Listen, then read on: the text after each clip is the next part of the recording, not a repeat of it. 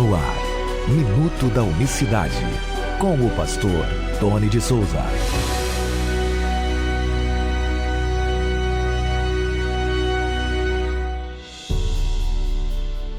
Olá, queridos, graça e paz da parte do nosso grande Deus e Salvador Jesus Cristo. Que Deus abençoe a todos de maneira rica e poderosa. Graça e paz. Hoje, quinta-feira, 11 de agosto de 2022, até aqui nos ajudou o Senhor.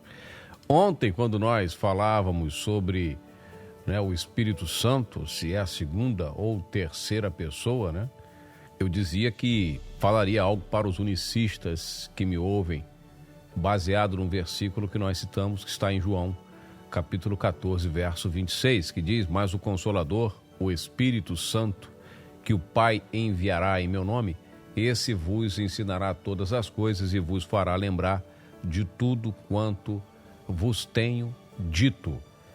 Na verdade, outras traduções, elas já facilitam a nossa vida, traduzindo a palavra consolador para o advogado, que é quem entende um pouquinho do grego, vai ver que consolador em grego significa parakletos, significa, no caso, advogado. A palavra consolador em grego é parakletos, que traduzida é advogado. No nosso idioma, também, uma das definições é aquele que consola, ou seja, aquele que está ali fazendo aquele consolo, de intermediar a situação. Mas vamos lá.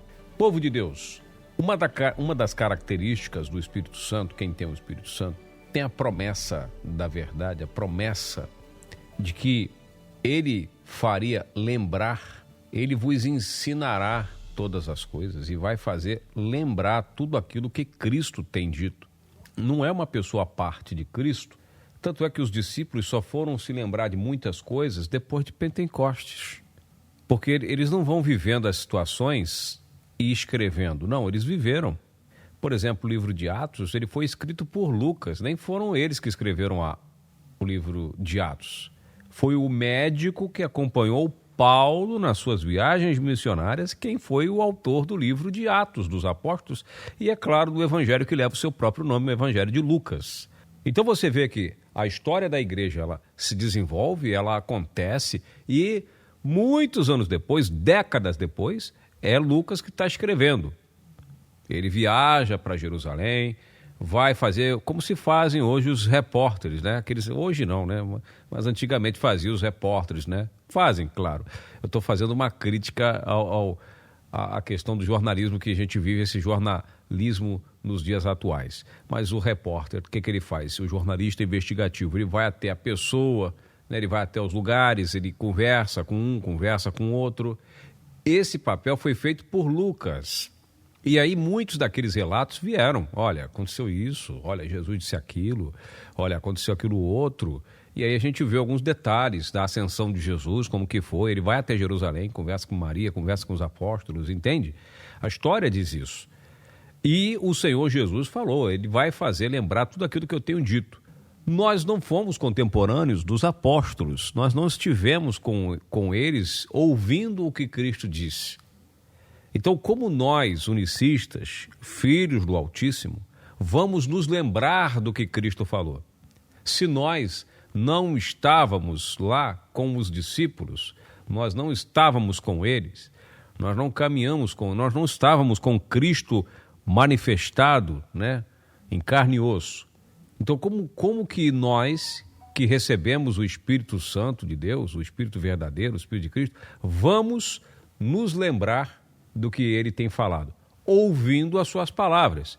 Como que nós vamos ouvir as suas palavras? Lendo os evangelhos, lendo a Bíblia, lendo as Escrituras, o Antigo Testamento, o Novo Testamento. O autor é um só, é Cristo. Por isso a importância de nós, que conhecemos a verdade, criarmos o hábito de ler as Escrituras, nem que seja por 5 minutos, 10 minutos diariamente, nem que seja 2, 3 capítulos diários. É o compromisso. Aí o Espírito Santo vai revelar a nós vai fazer lembrar o que Cristo tem dito. Você está entendendo o que eu estou dizendo? Como que eu vou ouvir Cristo falar? pastor Tony? Lendo as suas palavras. Claro, ouvindo uma mensagem. Ouvindo mensagem, você adquire fé. Eu sempre digo isso. Ouvindo você adquire fé. Lendo, você adquire conhecimento. Mas como que o Espírito Santo vai lembrar para uma pessoa das suas palavras se nós não temos o hábito de ouvir o que ele tem dito?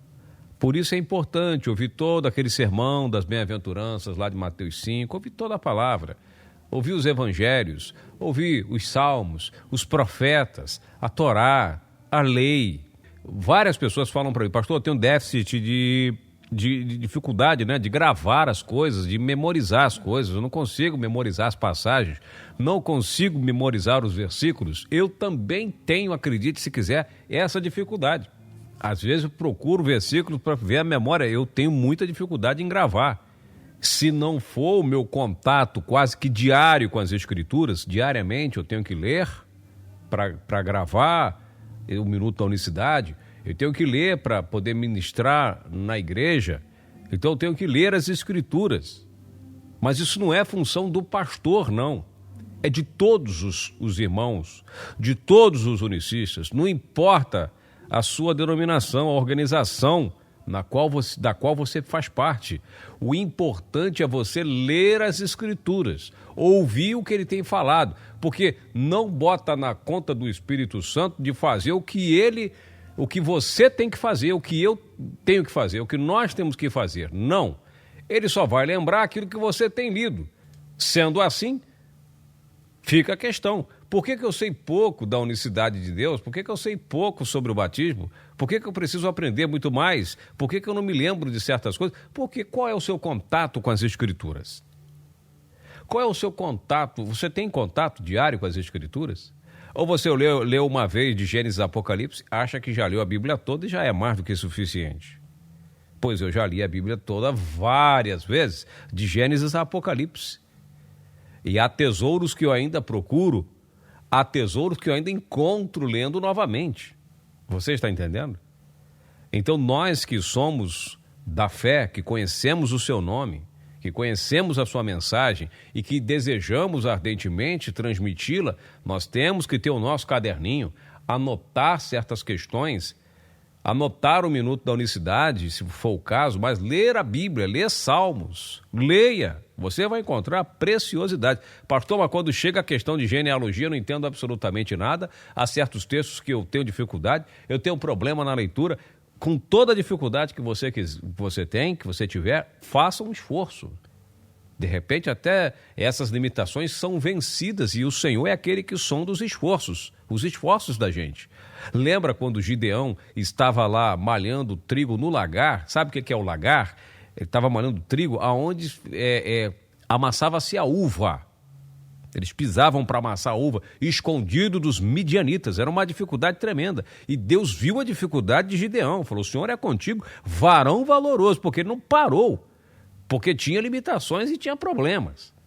Então, quando você se esforça com todos os seus problemas, dificuldade de leitura, talvez uma idade já avançada, fala, não tive estudo, não tive escola, mas você não está saudável, você não anda, você não fala, você não consegue sair, não consegue se informar. Então, faça um esforço. Se você não sabe ler, aprenda a ler. Hoje em dia temos um monte de facilidade para você aprender a ler. A alfabetização. Hoje nas escolas é comum ver pessoas de idades fazendo lá o Mobral, entrando para aprender a juntar as letras, aprender a ler. Tem gente que realmente não teve oportunidade, mas tem pessoas que não sabem ler desculpa a realidade, por relaxo mesmo, por capricho. Por julgar muito e por não entrar na cabeça. Então, eu conheço testemunhos de pessoas que aprenderam a ler lendo as Escrituras, se esforçando, juntando ali as palavras. Hoje tem YouTube, tem internet. Dá para se esforçar um pouco mais. Mas leia as Escrituras e aí Deus vai te lembrar de coisas que você guardou. Eu não guardo. Guarda, fica ali. Na hora certa vem para você a informação.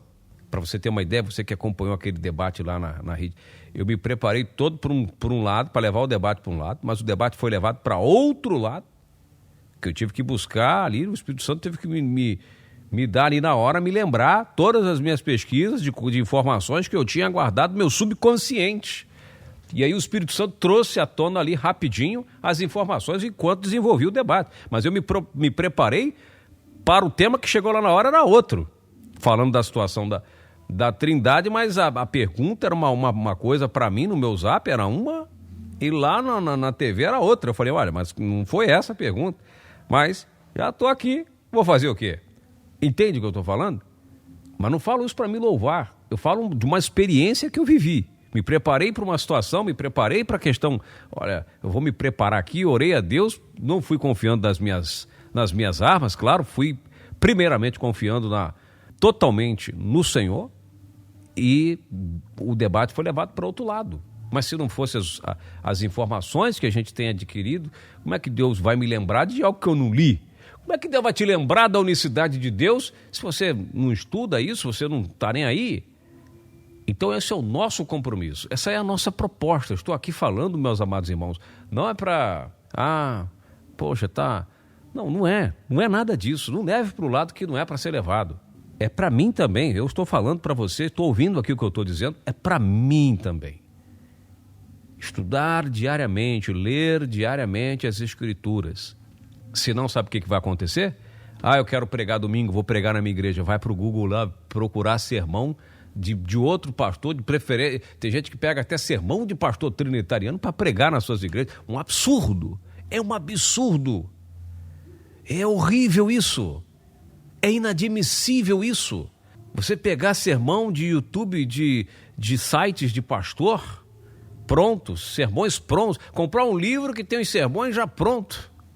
Esses dias me chegaram com um livro com 365. Olha, eu comprei um livro que já tem 360 e poucos sermões, já está tudo pronto aqui. Eu falei, mas que maravilha! Que delícia! Os sermões já estão todos prontos, olha aqui que maravilha! Mas que indecência é essa? Complica. Então, a proposta do Minuto da Unicidade é pequeno, 10, 15 minutos no máximo, às vezes, né? Chega a 15 minutos, lançar o tema. Você reflete um pouco, dá as bases para você, mas você deve mergulhar e pedir a Deus, olha, eu quero entender mais esse assunto. Essa é a proposta do Minuto da Unicidade e era isso que eu tinha que falar. O Espírito Santo, ele vos fará lembrar tudo que eu tenho dito a vocês. Mas se eles não ouvissem a voz de Cristo, como é que eles iam se lembrar de quê? Não é verdade? Deus abençoe você, ore por nós. Estamos aqui com essa proposta de levar a unicidade de Deus para você. Jesus é Deus e o diabo não presta, ele é mentiroso, pai da mentira. Deus abençoe você, até o próximo Minuto da Unicidade, até amanhã, graça e paz. Minuto da Unicidade.